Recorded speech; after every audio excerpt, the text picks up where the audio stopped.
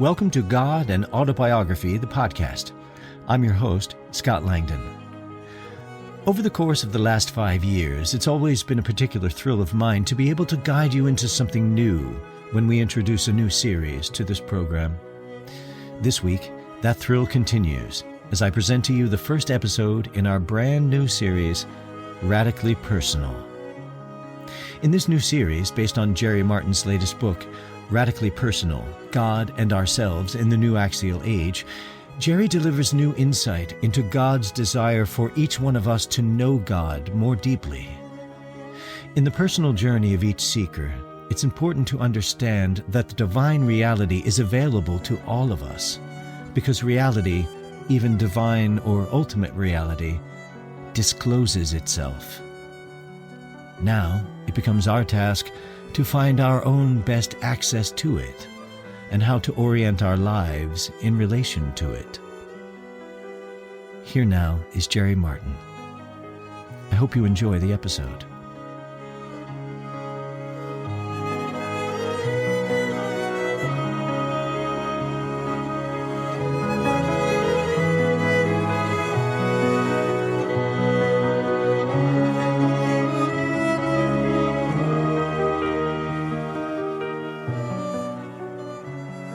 We begin with a radical insight.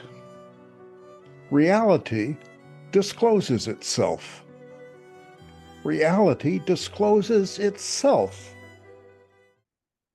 Yes, even divine or ultimate reality. If it didn't, we'd be quite in the dark.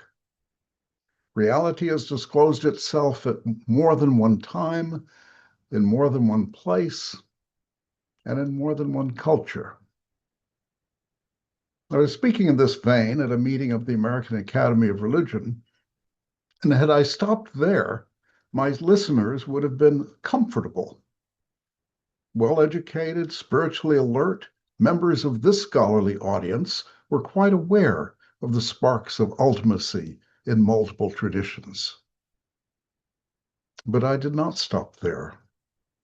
I drew the inference, staring them in the face, had they been willing to notice that theology or spiritual philosophy, if it is to be adequate to the array of divine disclosures, must take them all in, and do that insofar as possible in their own terms and on equal footing.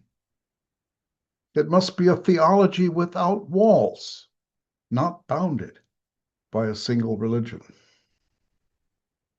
Here my listeners were puzzled. For them, theology was defined as the articulation of the understandings of one's own tradition. Well, having said that much, we were all aware of a crowd of difficult issues crying out for discussion. Doesn't divine reality completely escape our language and our concepts? And if not, how not? Does reality disclose itself? Or is that a hopelessly naive, pre-critical claim? Another requirement would be to specify the relevant sense of reality. The reality pertinent here is that toward which we should orient our lives. For me, divine reality has that connotation. There are other types of ultimate as well. For example, John Locke's matter is his metaphysical ultimate.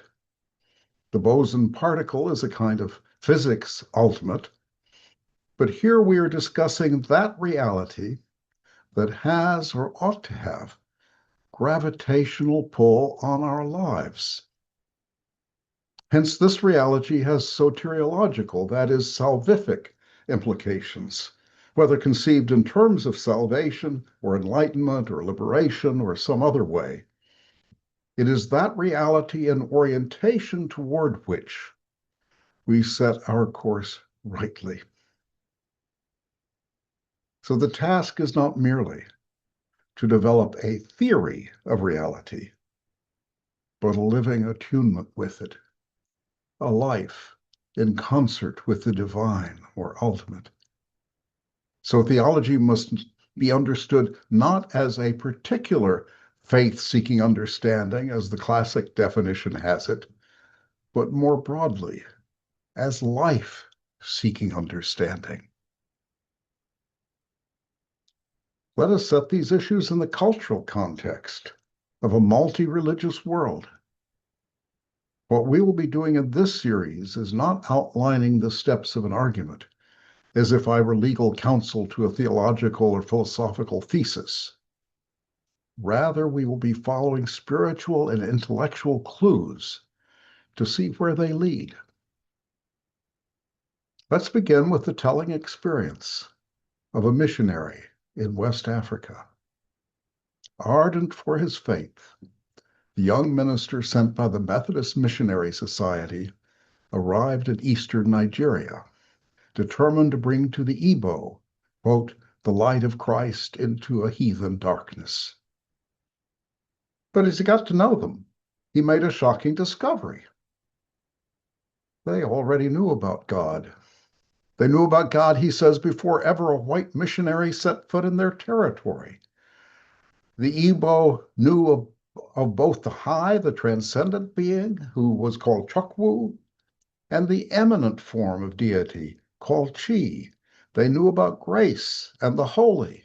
They had, he says, subtle and fascinating insights into how God and human beings interact. The young missionary was Kenneth Cracknell, who was to become a major leader in interfaith dialogue. Later, he recalled those days with regret. I missed so many opportunities, both to learn and to teach, because I had not woken from a deep dogmatic slumber. Surrounded by manifestations of godliness and true faith, he writes, I could not see what lay under my nose, for I had arrived with a hopelessly inadequate theological framework.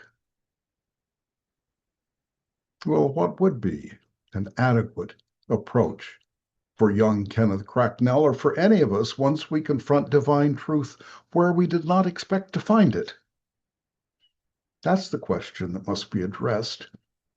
The project can be stated in what I call the Ineluctable Syllogism.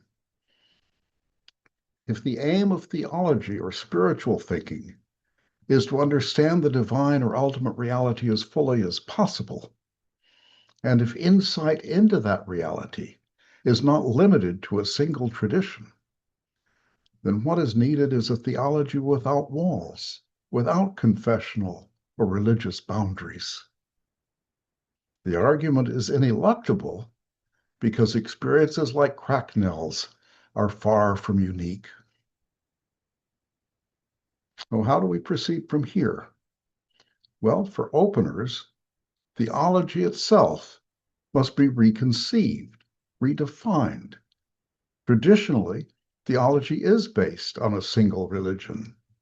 That single religion understanding is simply not adequate to our pluralistic world.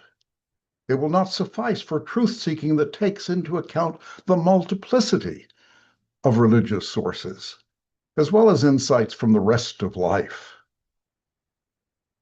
A formulation by the great Rabbi Abraham Joshua Heschel in his book, God in Search of Man, could well be adapted to the broad sense in which we will be using theology. Religion, he writes, is an answer to humanity's ultimate questions. We are engaged in an effort to understand issues on which we stake our very existence. Now, this is indeed life seeking understanding. The problem, he says, is not how does humanity arrive at an understanding of God, but rather how can we arrive at an understanding of God? That is what, in this series, we will mean by theology. We are never pure spectators, says Heschel. The challenge devolves onto each of us, onto each one of us. It's radically personal. Now, some would say we've already made a terrible wrong turn. Next time, we will look at what they have to say.